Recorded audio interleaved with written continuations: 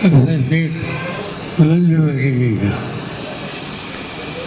आज सुबह सगळ्यांना या ठिकाणी भेटायची संधी मला मिळाली याचा मनापासूनचा आनंद आहे. देशाच्या उभारणीमध्ये अनेक या देशाच्या लोकांचा हातभार आहे, पण दोन क्षेत्र असे आहेत. एक, नवी पिढी ज्ञानानं समृद्ध करायचं शिक्षण क्षेत्र, आणि दुःखी असेल, आजारी असेल, शारीरिक कमतरता असेल त्याला वैद्यकीय मदत देणं, ही दोन गोष्टी कुठल्याही देशाच्या समाजाच्या दृष्टीने अत्यंत आवश्यक अशा गोष्टी असतात.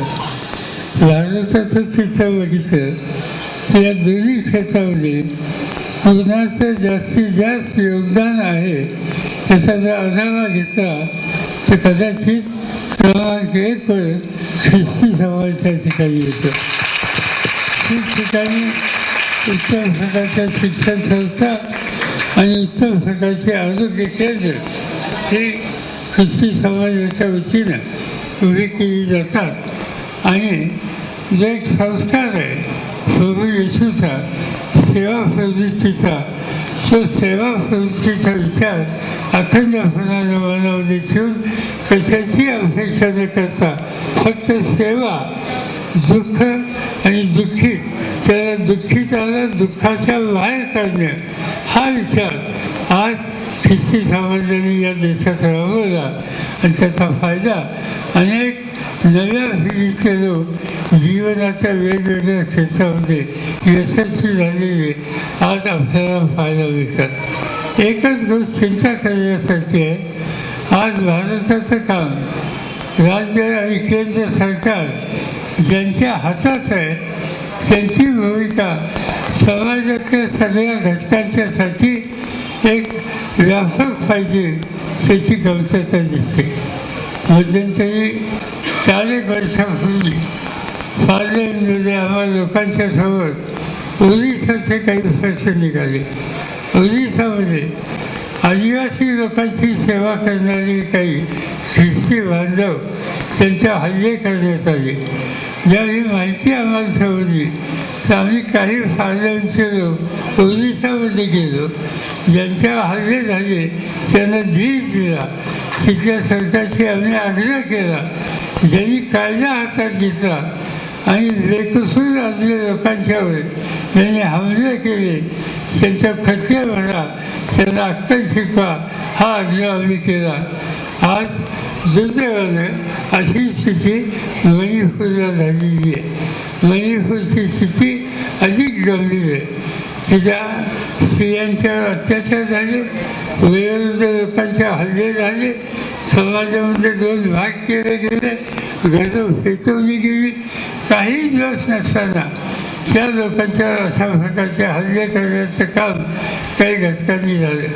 ज्या वेळेला हल्लेखोर पुढे येतो, गुंड प्रवृत्ती ही डोकं वर करते, त्यावेळेला सरकारची जबाबदारी जो दुःखी आहे ज्याच्या हल्ला होतो त्याला संरक्षण देण्याच्या संबंधीचं. पण आज भाजपचं सरकार जे आहे, दिल्लीमध्ये जे सरकार आहे त्या सरकारने आपली सगळी सत्ता आणि मणिपूरमध्ये ज्यांच्या अत्याचार आहेत त्यांना मदत करण्यासाठी आणि अत्याचार करणाऱ्यांना धडा शिकवण्यासाठी वापरायची आवश्यकता होती, पण ते काम त्यांनी केलं नाही. एवढंच नव्हे तर देशाचे प्रधानमंत्री देशाच्या कानाकोपऱ्यात जातात आणि मणिपूरला जे अत्याचार झाले त्याचा उल्लेखही करत नाहीत. याचा अर्थ ही प्रवृत्ती न्यायाची प्रवृत्ती नाही. आणि म्हणून हे असं जर चित्र असेल तर आम्हाला लोकांची जबाबदारी ही आहे, जिथं जिथं अन्याय, जिथं जिथं अत्याचार, जिथं जिथं धर्मसंकट हे कुणी करत असेल तर त्या संकटग्रस्त लोकांच्या पाठीशी उभं राहणं हे काम आम्ही लोक निश्चित करू. हाच विश्वास तुम्हाला आज या ठिकाणी देतो. मी काय अधिक बोलण्याच्यासाठी नाही, देशाच्या निवडणुका आल्या. तुम्ही सगळ्यांनी याच्या आधी 2-3 निवडणुकीमध्ये सुफियाना मोठ्या मताने विजय केला. तुम्ही त्यांना निवडून दिलं. त्याचं जी जबाबदारी ती त्यांनी लोकसभेमध्ये पार पाडली.